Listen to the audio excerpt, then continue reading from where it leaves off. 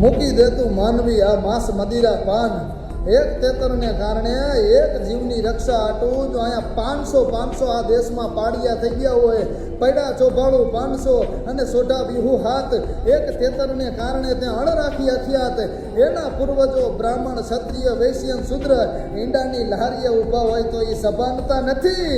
તમારી મર્યાદા ચૂકો છો. તમારા પૂર્વજોના જે બલિદાન આપ્યા છે એની માથે તમે પાણી ફેરવો છો, એની માથે ધૂળ ફેરવો છો. તો તમારી આ હિન્દુ ધર્મની મર્યાદા નથી.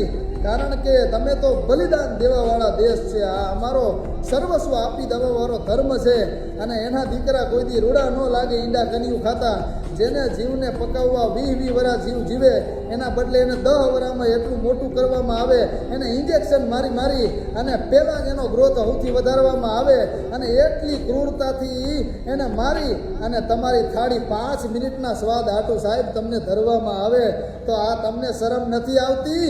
હિન્દુ તરીકે ગૌરવ ન લઈએ તો આમાં તમે લખાવેલું હોય, લોગો મારેલો હોય કે જય ભોળોનાથ, જય દ્વારિકા વાળો, જય વડવાળો, જય માતાજી, તો એ ભૂસાવી નાખજો ભાઈ. આ તમારી સભાનતા નથી. કારણ કે આ તો બચાવવા વાળો ધર્મ છે.